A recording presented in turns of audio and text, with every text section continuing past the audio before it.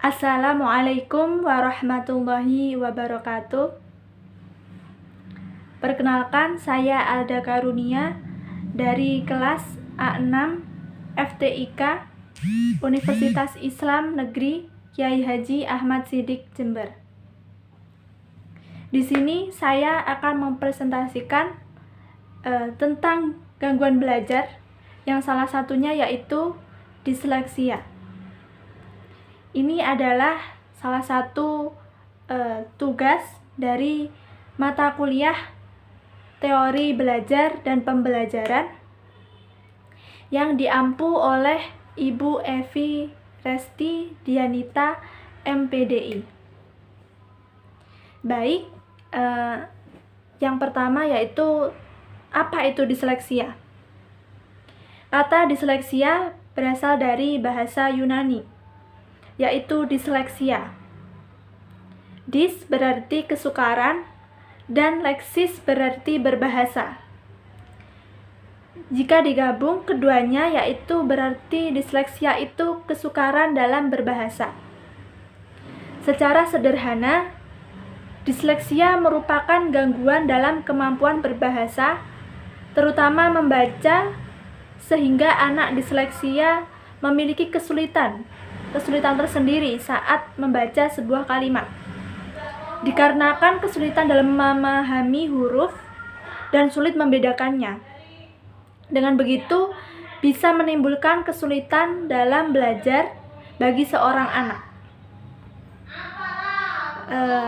Ada beberapa penyebab disleksia, yaitu salah satunya yang pertama adalah biologis. Di antara yang termasuk dalam kesulitan membaca itu disebabkan oleh faktor biologis, yaitu dalam riwayat keluarganya. Mungkin keluarganya pernah ada yang memiliki riwayat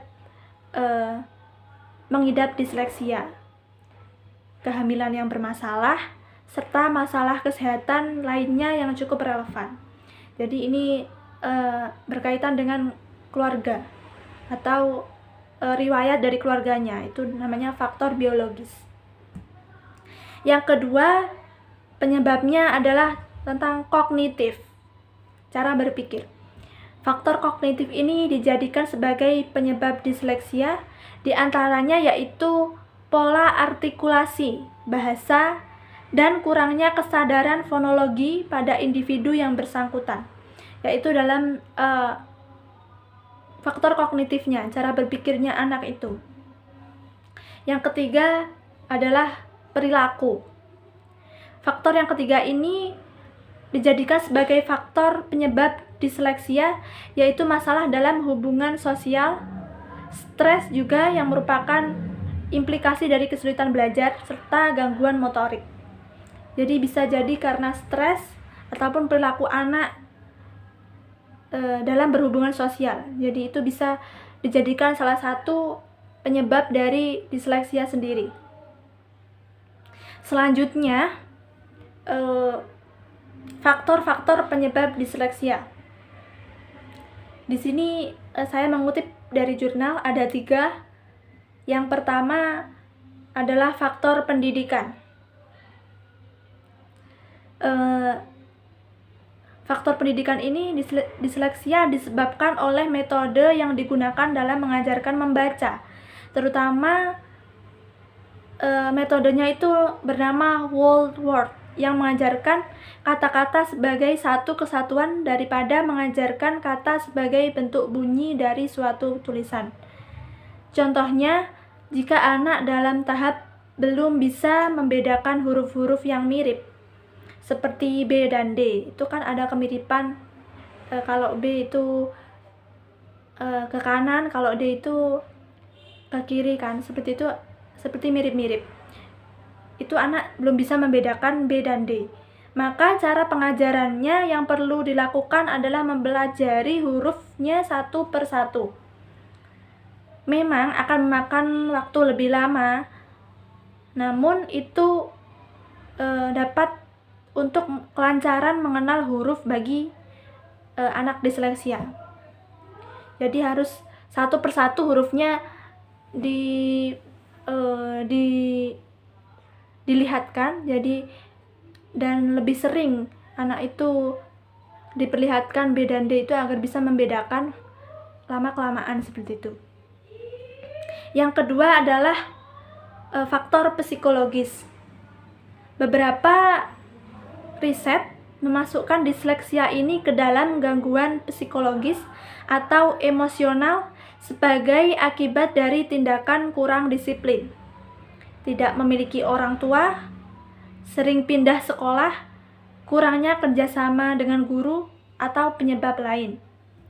Di sini stres juga mengakibatkan disleksia.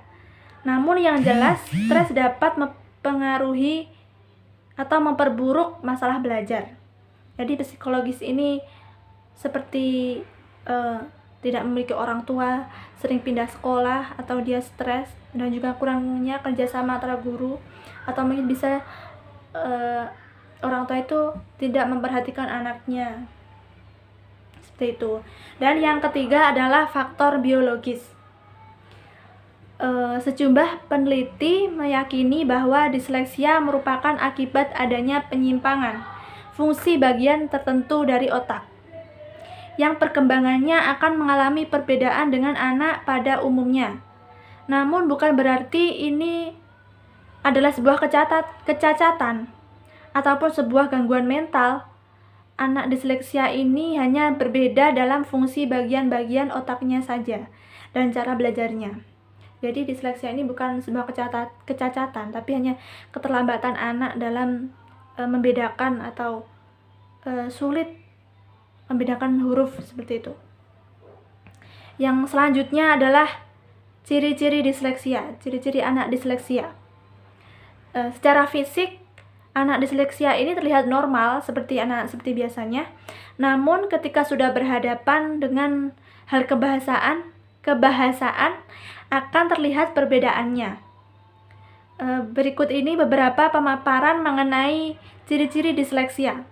Beberapa ciri-ciri yang menderita disleksia menurut Vanu sebagai berikut, yaitu yang pertama, yang A, membaca dengan amat lambat dan terkesan tidak yakin terhadap apa yang dibacanya atau diucapkannya. Jadi anak itu lambat dalam mengucapkan dan tidak yakin dalam apa yang diucapkannya. Yang kedua, menggunakan jarinya untuk mengikuti pandangan matanya yang beranjak dari satu teks ke teks yang lainnya. Jadi menggunakan jari atau menunjuk dari teks satu ke teks lainnya, seperti itu. Yang ketiga, melewatkan beberapa suku kata, frasa, atau bahkan baris-baris dalam teks. Yang keempat, menambahkan kata-kata atau frasa yang tidak ada dalam teks yang dibaca. Yang selanjutnya, membolak-balikkan susunan huruf atau kata dengan memasukkan huruf-huruf lain. Jadi kata-katanya dibolak-balik. Yang selanjutnya, salah melafalkan kata-kata dengan kata-kata lainnya, sekalipun kata yang diganti tidak memiliki arti yang penting dalam teks yang dibaca. Jadi dia menambahkan kata-kata sendiri. Yang selanjutnya, membuat kata-kata sendiri yang tidak memiliki arti, ya seperti tadi. Namun ini tidak memiliki arti, ditambahkan kata-katanya tetapi tidak memiliki arti. Yang terakhir, mengabaikan tanda-tanda baca. Jadi seperti koma, titik itu diabaikan. Dia sering menambahkan kata-kata sendiri. Jadi komentar dari saya, disleksia itu bukanlah gangguan yang mempengaruhi kecerdasan seseorang. Anak disleksia ini tidaklah bodoh. Mereka hanya lambat dalam hal belajar, yang menyebabkan mereka tertinggal dibandingkan teman-teman sebayanya. Kondisi mental mereka ini tidak terganggu dan tidak perlu orang tua sampai memasukkan anaknya ke sekolah luar biasa atau SLB hanya karena dia disleksia. Lain cerita bila disleksia ini dibarengi dengan kebutuhan khusus lainnya.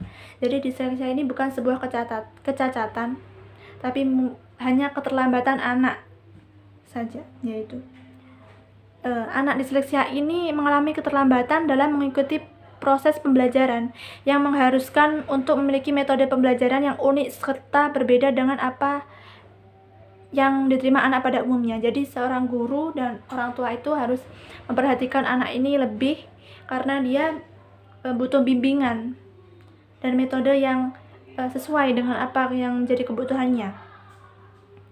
Pada hakikatnya setiap anak baik pengidap disleksia ini maupun bukan itu memerlukan metode pembelajaran yang efektif sesuai kebutuhannya. Jadi terdapat alasan dibalik ketidakmampuan seorang anak, mereka hanya perlu bimbingan dan perhatian lebih untuk bisa berkembang.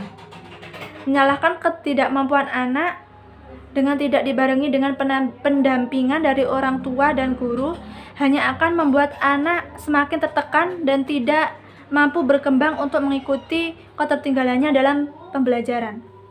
Perlu diingat setiap anak itu memiliki keistimewaannya tersendiri. Jadi anak disleksia ini bukanlah sebuah kecacatan, hanya mereka membutuhkan bimbingan dan pembelajaran yang sesuai dengan kebutuhan mereka.